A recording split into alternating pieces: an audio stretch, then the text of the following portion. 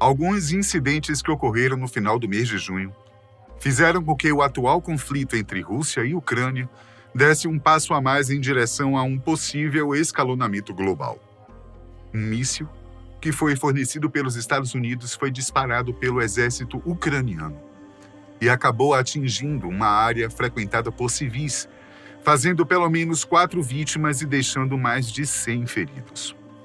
O Kremlin, que corresponde à sede do governo russo, culpou diretamente os Estados Unidos, não só por ter oferecido o dispositivo, mas por fornecer as ferramentas que permitem a sua utilização, como drones, satélites espiões e operadores da inteligência norte-americana.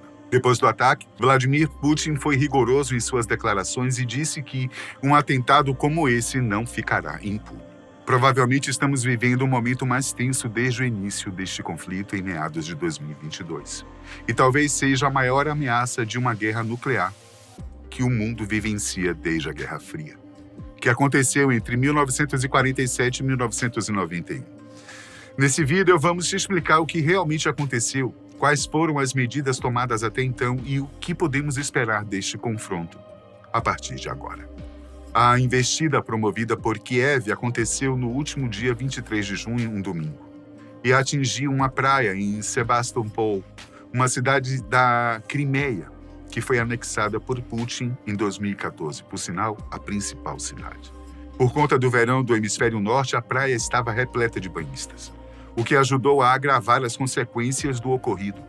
Segundo o governo local, foram disparados pelo menos 8 mísseis de precisão ATACMS, sigla para Sistema de Mísseis Táticos do Exército em inglês, que foram disponibilizados pelos Estados Unidos. Os representantes políticos de Sebastopol disseram que a maioria deles foi interceptada pelo sistema de defesa aéreo russo, mas os destroços ou o desvio de um deles teria atingido a praia em questão. Estima-se que houve pelo menos 4 vítimas fatais, sendo que 2 delas eram menores de idade. Outras 151 pessoas ficaram feridas e grande parte precisou ser hospitalizada, o que fez com que a Rússia declarasse que o ataque teria sido bárbaro, ainda que não tivesse sido o objetivo inicial da ofensiva. Até maio, toda a ajuda militar oferecida à Ucrânia pela OTAN visava armas, munição e dispositivos de curto alcance, para que o país pudesse garantir a defesa e a soberania de seu território, já que os russos têm um poderio militar desproporcionalmente maior. No entanto, uma nova decisão, protagonizada principalmente por Joe Biden, o presidente dos Estados Unidos, permitiu que armas de longo alcance também fossem enviadas para lá, pois foi reconhecido que desativar instalações militares no território inimigo e ou lutar em zonas que foram anexadas de forma ilegítima, como é o caso de Sebastopol, também seria garantir o direito de defesa dos ucranianos. Foi essa brecha que permitiu que equipamentos como os mísseis ATACMS fossem enviados a Kiev. Na época, Putin ameaçou responder com a mesma moeda, fornecendo armamentos equivalentes aos inimigos das potências ocidentais como a Coreia do Norte e o Irã, o que poderia contribuir para o surgimento de vários conflitos menores que, eventualmente, levariam a um escalonamento futuro. Dessa vez não foi diferente. O Kremlin decidiu responder à investida imediatamente, mostrando que qualquer interferência dos Estados Unidos neste conflito, que eles consideram legítimo, não ficará impune. A primeira retaliação foi feita no campo diplomático. O Ministério das Relações Exteriores da Rússia convocou Lynn Tracy, embaixadora americana em Moscou, para informá-la sobre as represálias que serão aplicadas, reforçando que estas ações não ficarão sem uma resposta à altura. No dia seguinte, 24 de junho, o porta-voz do governo russo, Dmitry Peskov, convocou uma coletiva de imprensa para falar ao mundo sobre o ocorrido. Ele foi irônico ao pedir para os jornalistas perguntarem a Washington o que eles achavam de atacar e ferir alvos inocentes, como havia sido feito no dia anterior, além de enfatizar que esse tipo de envolvimento não poderia ficar sem consequências. O Pentágono reagiu, se isentando. O major Charles Dietz, porta-voz do Departamento de Defesa americano, disse que a Ucrânia toma suas próprias decisões em relação aos seus alvos e operações militares, e os Estados Unidos não podem ser responsabilizados por isso. Aliás, disse, Washington proíbe que os ucranianos usem estes novos equipamentos, os mísseis ATACMS, para atacar regiões que são internacionalmente reconhecidas como parte do território russo, o que não é o caso de Sebastopol.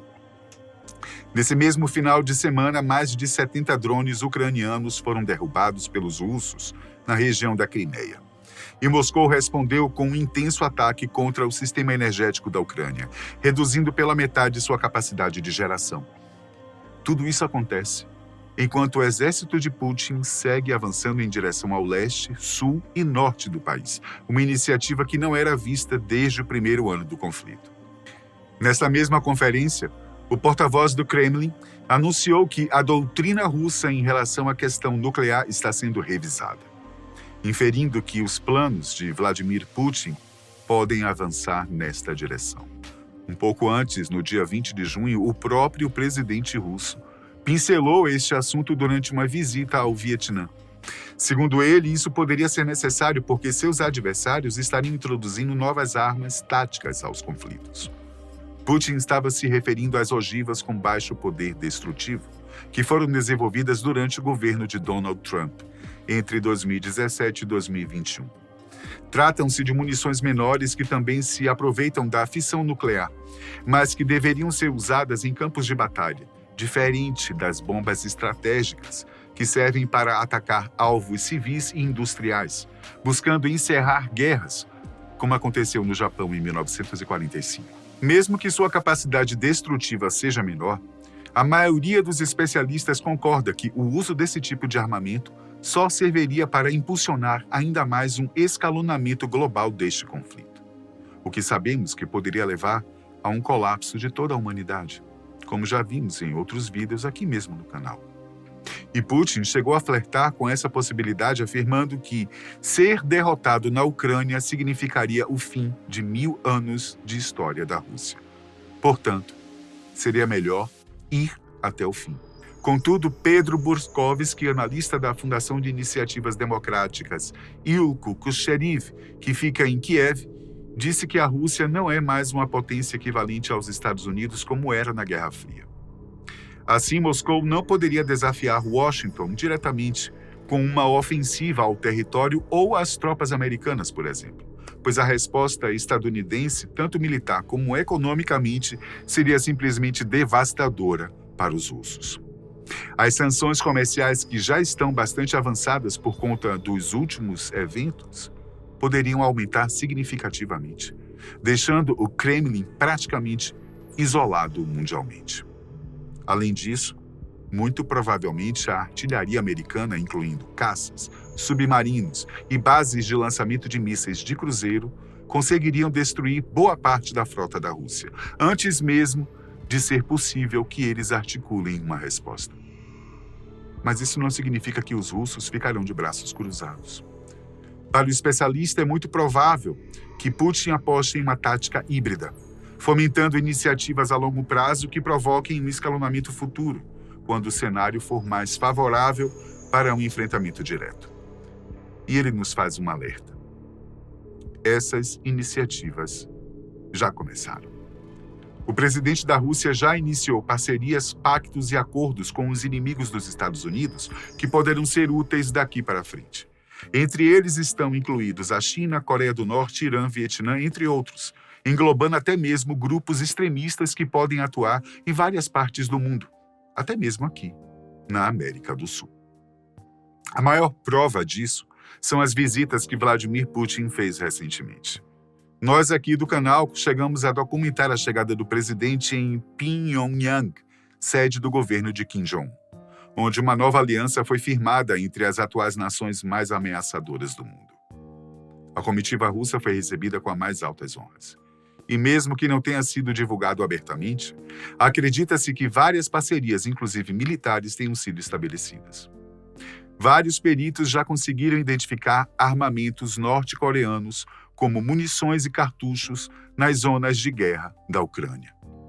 Isso significa que a Rússia está negociando esse tipo de mercadoria, mesmo que isso seja proibido pelos atuais acordos da ONU que ela mesma concordou.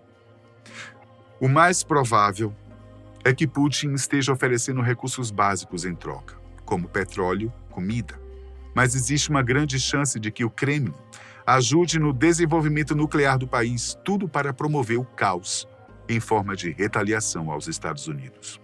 Outra possibilidade é que vários ataques anônimos que já estão acontecendo possam ser atribuídos a iniciativas russas, mesmo que eles ainda não tenham e provavelmente não vão assumir a autoria. Estes ataques incluem uma tentativa de incendiar uma garagem em Praga, na República Tcheca, um incêndio criminoso no Museu da Ocupação em Riga, na Letônia, outro ataque com fogo em um armazém em Londres, em março, e mais um em um shopping em Varsóvia, em maio deste ano. Por mais que pareçam ações aleatórias, as polícias e serviços de inteligência de toda a Europa já estão conseguindo traçar um paralelo entre estes eventos e as prisões de espiões russos que também estão espalhados por todo o continente. Tudo indica que tudo isso está interligado e pode fazer parte de uma das frentes da estratégia híbrida promovida por Putin. O grande objetivo é, através de pequenas iniciativas isoladas, minar a confiança nas instituições políticas, contando também com a ajuda de ataques cibernéticos que promovem a desinformação, sabotagem, rixas, tudo para enfraquecer a atual coalizão que está com os olhos focados no Oriente, rastreando, prevendo, investindo em cada passo dado por lá. Acredita-se que com essas distrações a Rússia poderá se fortalecer, se unificando enquanto o resto do mundo se divide, preocupado com seus próprios territórios enquanto tenta combater essas ameaças isoladas. Além disso, estudiosos da área de relações internacionais acreditam que a Rússia planeja intervir ativamente no processo eleitoral dos Estados Unidos, que acontecerá em novembro deste ano, fazendo ataques virtuais que favoreçam a polarização política, um cenário ideal para a desmobilização que eles tanto precisam. Pessoal, o cenário não é nada favorável. Só nos resta torcer para que tudo termine da melhor maneira possível. Caso contrário, talvez não estaremos mais aqui para contar essa história para as futuras gerações. Até a próxima.